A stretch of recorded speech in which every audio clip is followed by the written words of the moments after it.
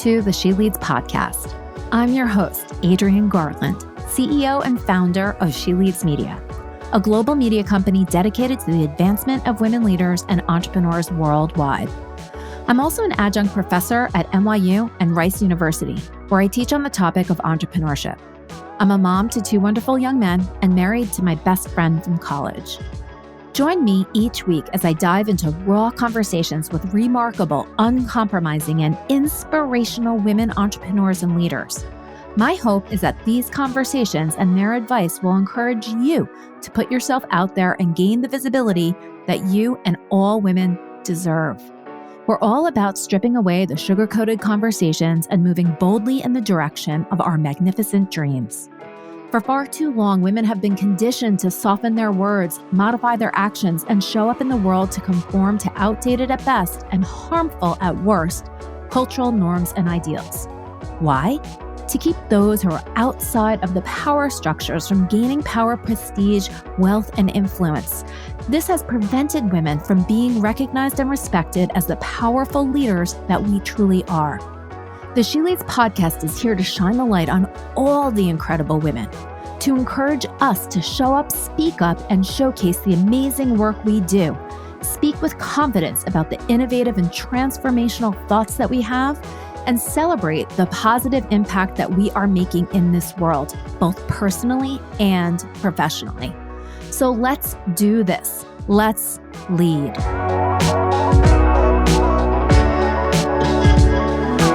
Hi, everybody, and welcome back to the She Leads podcast. I am so excited to welcome my next guest. Her name is Nasrin Yafari, and she's the founder, CEO, and designer of Mixed, a Brooklyn-based printwear brand inspiring you to be seen in full color. Founded in the summer of 2021, Mixed has grown into a mid-seven-figure brand with an engaged online and in-person community. And the reason that I found Mixed and Nasrin is that I was scrolling through Instagram and her account just jumped out at me. She was strutting down wearing the most beautiful jumpsuit that I've ever seen in my life. And I was like, I need this jumpsuit and I need to talk to Nasrin. So welcome to the She Leads podcast. Hi, Adrienne. Thank you so much for having me. Your voice is also so perfect for podcasts. Oh my God. Thank you so much. I love doing this. It's so much fun. And I just think that it's like I've sort of found my, because I love talking to people and I love interviewing super creative people like you.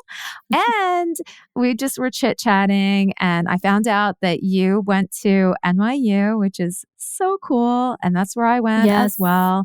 So we are NYU alum. Yay, NYU. So take us back. You started this brand Mixed in 2021. Post-pandemic. I'm sure that was a little bit of an inspiration. But why don't you take us back to the NYU years and let us know a little bit about your background. Yeah, sure thing. So NYU, wow. So I moved to New York and NYU when I was 18, and I came from LA.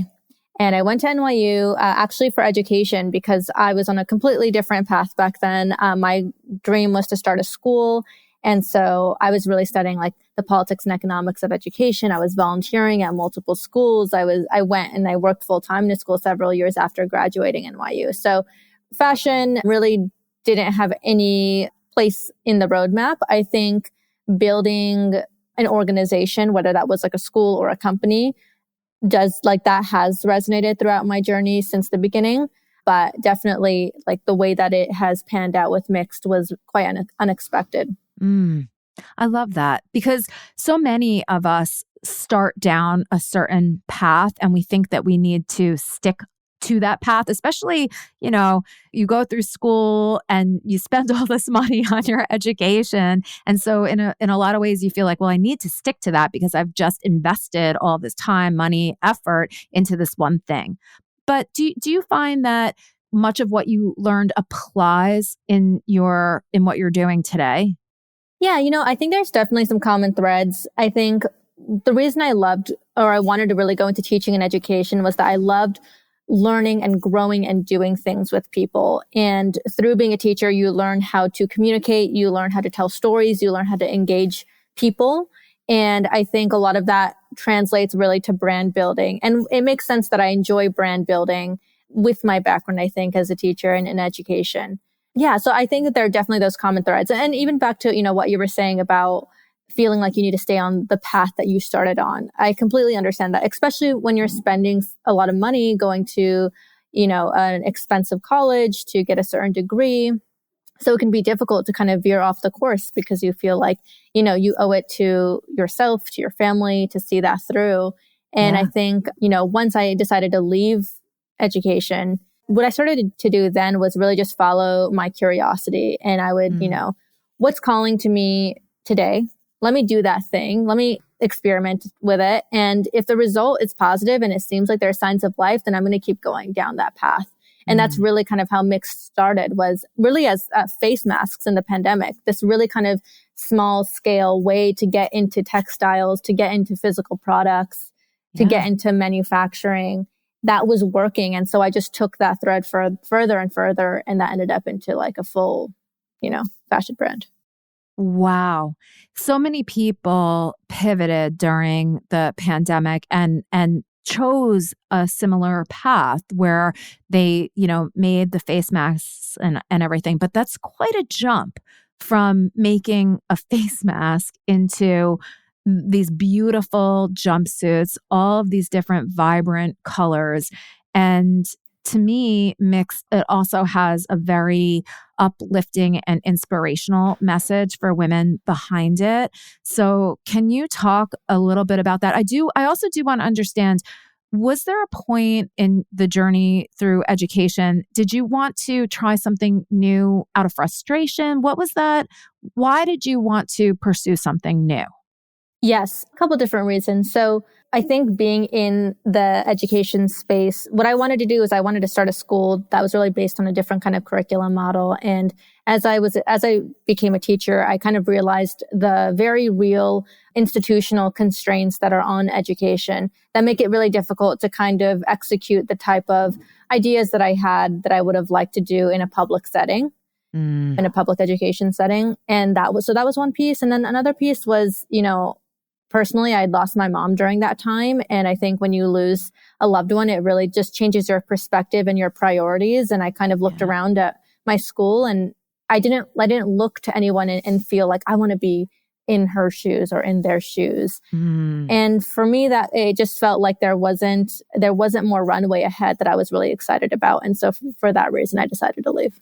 Those reasons. What you just said is sort of exactly what I said to myself. I was working at one of the big four accounting firms in the marketing division. And, the people that were higher up were partners, women partners. And I looked around at them and I was like, I do not want to be them. I don't. Yeah.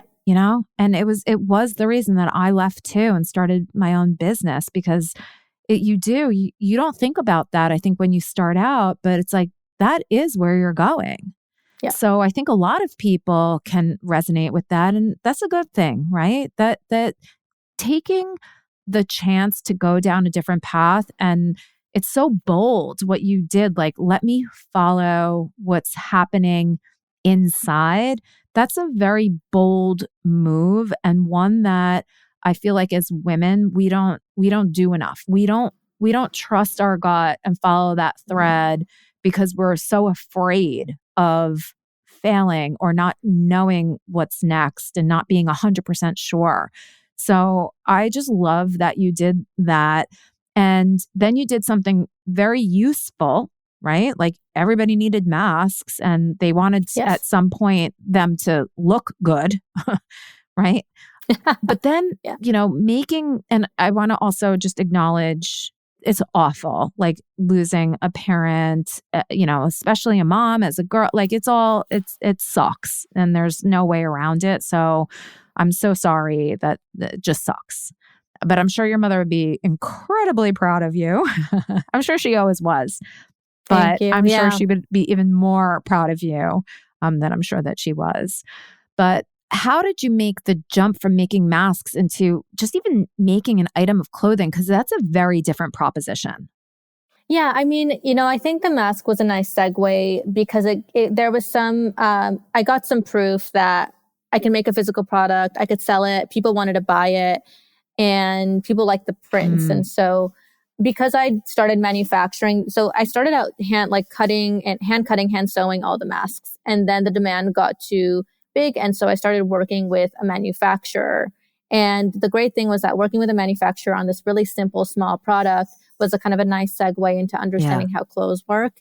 And so initially for the very first collection, I worked with a woman who I met on Instagram, who she just really loved the brand, and she was a pattern maker. So she was the one who would make, I would design the sample, but she would make the technical pattern and actual physical sample. And so I'm not one to necessarily collaborate with people quite easily, but, I saw her work and I could tell the integrity of her character and her work ethic. And so, so she made the initial samples for me. So that first collection, everything was brand new to both of us.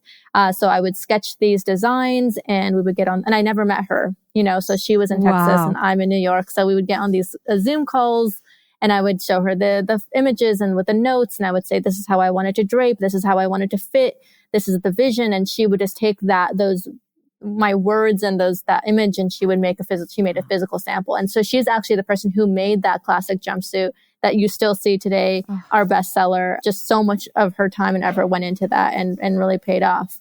So that was kind of the initial collection. And from there, it just become easier. Now I understand how to what fabrics work with what silhouettes, and how to adjust fit and sizes, and every collection. I think I've lost track now of how many collections we've done. It might be the spring is coming out in March, and that might be our seventh collection. Eighth? Yeah, I don't know. Good. It's good to lose track. That's amazing. Congratulations. So can you talk a little bit, because it is so fascinating, right? And listen, there is so much that goes into building a business, especially a business where you're manufacturing a variety of different sizes, the clothing, fashion, and just being able to produce everything. And I know that there's been supply chain issues and all of that kind of stuff, which you need to think about, right? And you need to learn about along the way. So can you talk a little bit about the patterns that you designed, because they are really beautiful and unique and different? And then why did you pick a jumpsuit to start with? Yeah. So the prints that I designed them all on Procreate. This is what I would suggest to any designer who's interested in, maybe textile design. It's a super simple and low cost program. I use an iPad and an Apple Pencil, and I just, get to drawing. In terms of the jumpsuit, I've always just been a jumpsuit person. I love that it is one and done dressing. You put it on, you have your full outfit ready to go. There's not too much styling. You could just style with maybe some accessories and the shoe and maybe a bag if you want to go even that far. But it's just, I love that it's functional, but it's still very striking. And that's always kind of been my taste, is though sometimes I really do like to layer and I style and accessorize, I'm very simple and impactful. And I feel like jumpsuits really allow me to do that. And I think, even as with what I do, with the work that I do, I'm quite busy, and the jumpsuit just really allows me to throw it on and get going, but still feel good, still feel confident. And then I think from a marketing perspective, I didn't realize when I started, but the jumpsuit really, it's great from the marketing perspective because it's a full outfit. So visually, it's very striking on a user's eye. And rather than a shirt, because a shirt is just half of an outfit, and a shirt you still have to style. A shirt you have to find the right bottoms to wear with it. The jumpsuit is, it's a full outfit. It's really visually striking for anyone who's scrolling through social media. And also I find that people who wear jumpsuits are a certain kind of personality. And when they see jumpsuits, they're like, oh, that's me. I'm a jumpsuit person. And so I think that really helped with creating this initial targeting and an initial niche audience for the brand. Did you know that going in? No. That was a discovery.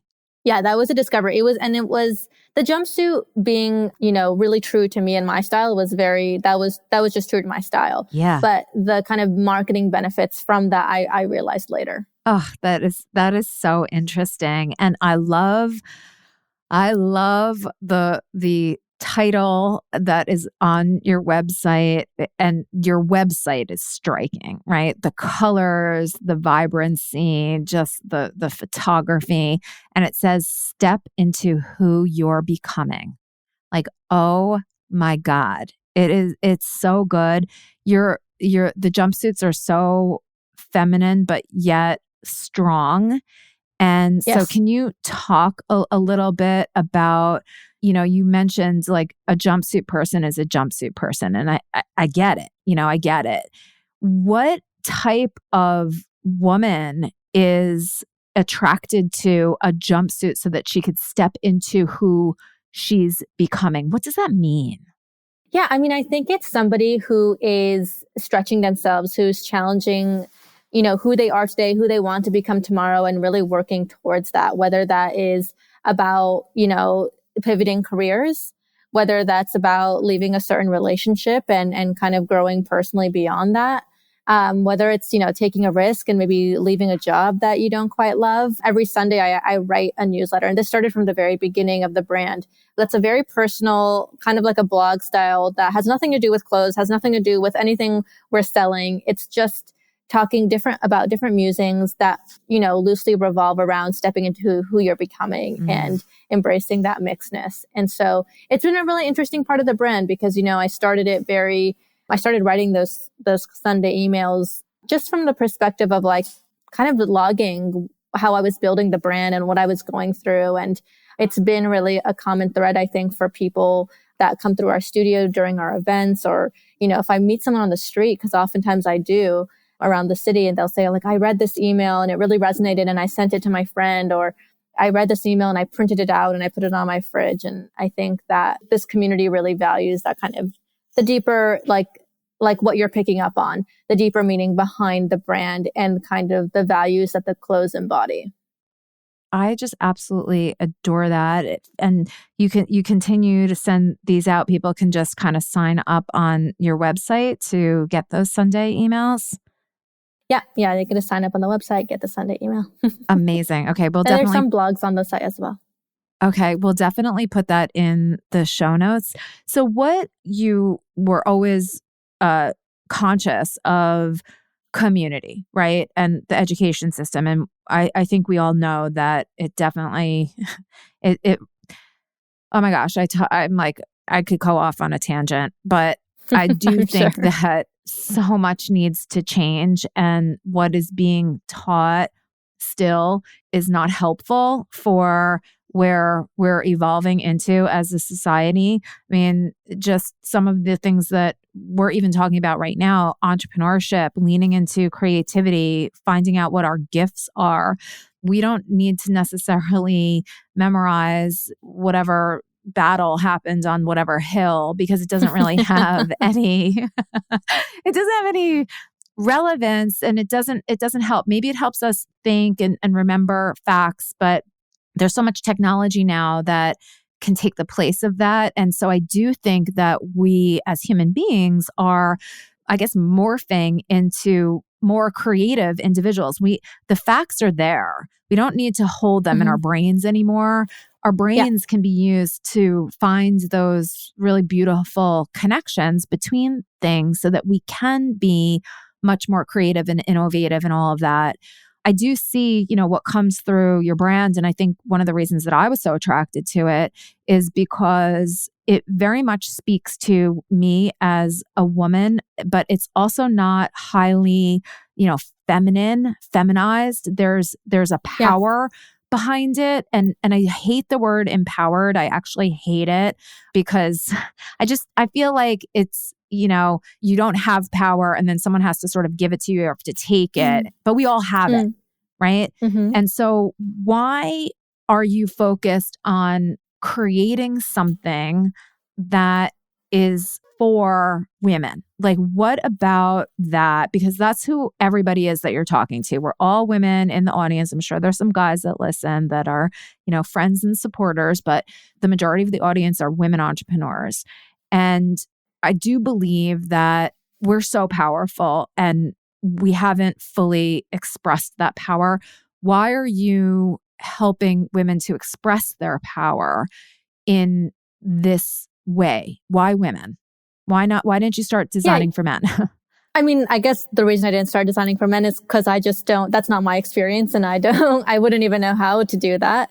I think, I didn't necessarily set out to think about like, how do I specifically empower women? I think it was more so coming from my own place. What do I know? What is my story? And kind of sharing that. And I think it happens to resonate with women. Mm-hmm. I grew up like with my mom being very sad and my mom is like a quite sad person and felt very trapped, or I thought her to be very trapped in the situation that she was in her marriage and unhappy with her life. And I think when I was younger, I kind of soaked that up like a sponge, and something inside me was kind of like, I really don't want to be in that position. Yeah. Where if I'm unhappy with my life, that I don't have the ability to change it, both from a guts perspective, but also from a financial perspective.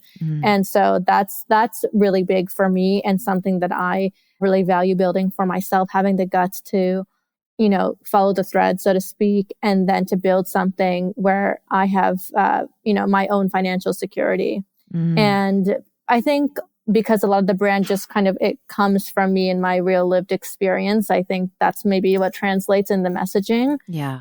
Yeah. Yeah. I love that. Thank you so much for sharing that, because again, I do believe that so many people can, like that resonates with so many people. They can relate to it. We grew up, and I mean, it continues to this day, but things are changing. But we did grow up where, women felt that they were in situations that they couldn't get out of. And financially, it was true, right? I mean, I think back, my mother, my father passed away when I was young, and my mother, she couldn't buy a car on her own. Yeah. So my mom went the opposite way. She was like, if you don't sell me a car, screw you. I'm going to go find a place that will sell me a car without my husband's signature, because it's so stupid and so mind blowing. But like, I saw that and I was a young child, like, wait a minute. And so I just think, so many of us absorbed something and then we tried to push against that. And I think that's been great for the progress of women, and, doing things like you're doing and just really leaning into, you may not have had formal training, but look at you. I mean, you've created an incredibly successful brand. That is so inspiring. It really, really is. And not just because you're fabulous, but because, you put in the work and you trusted yourself. And I'm sure that if for some reason it didn't lead you to this, I'm sure that you would have found the thing, whatever that was. Yeah. Yeah. Yeah. And the message too that I am getting from everything that you do is that there are certain gifts that we all possess that unless we pay attention to them, they may never show up, right? And just because we have one passion in one area doesn't mean that other passions don't exist.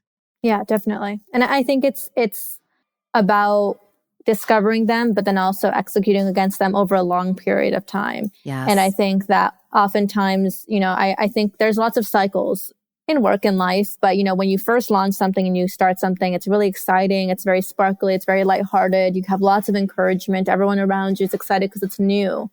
And then you get into inevitably a moment, you move forward and it's not new and shiny anymore, and it goes through a dip.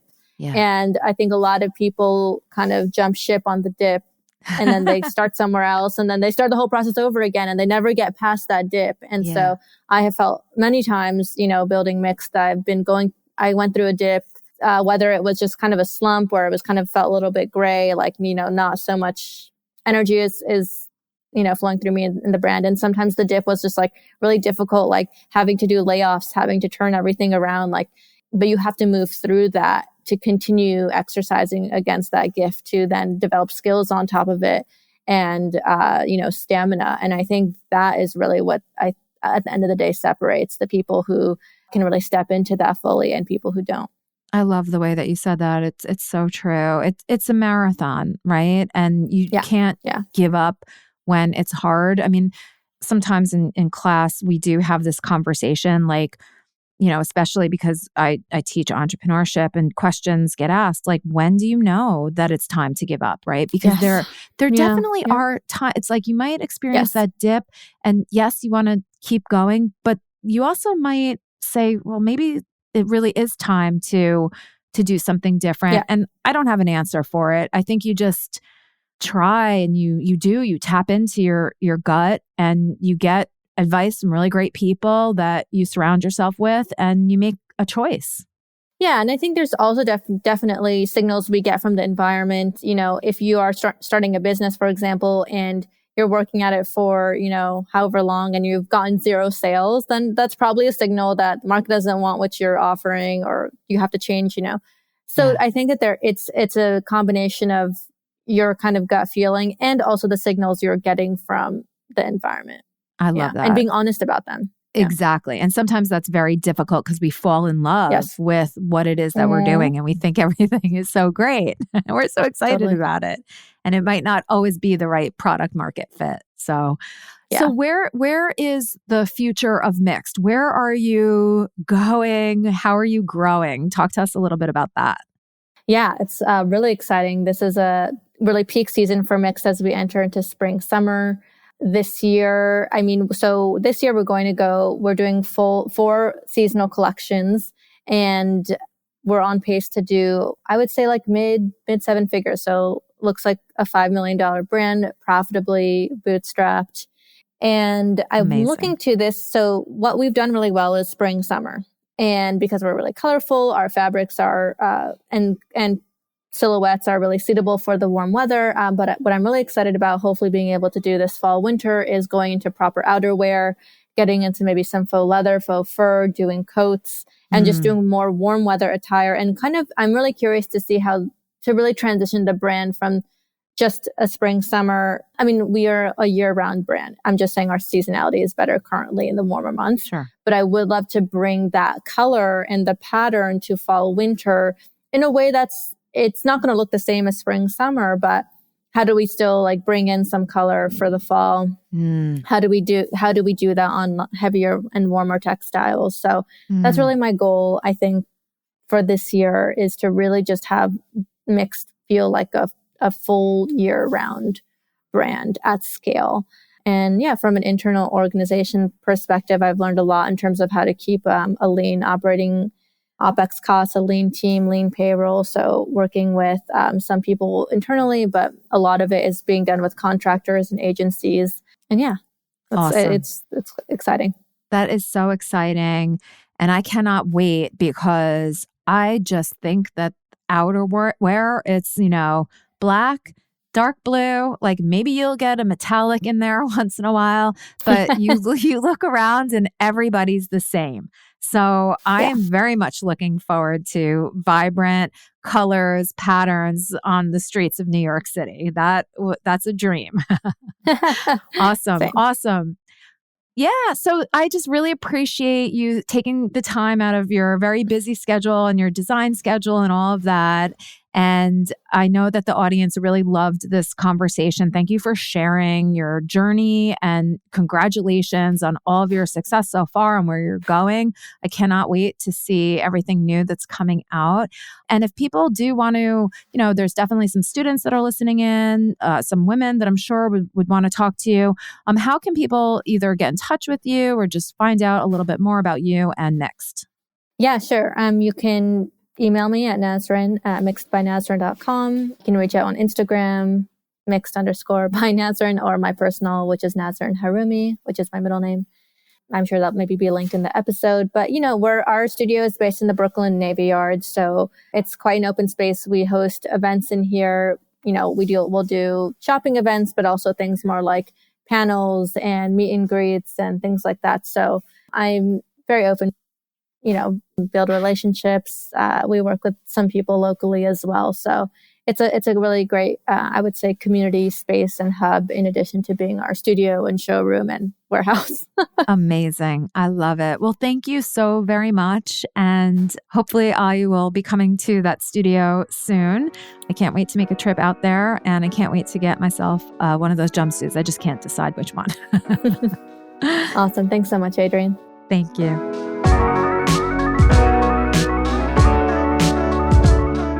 This and all of our episodes are brought to you by the She Leads Podcast Network, the podcast network for women, by women.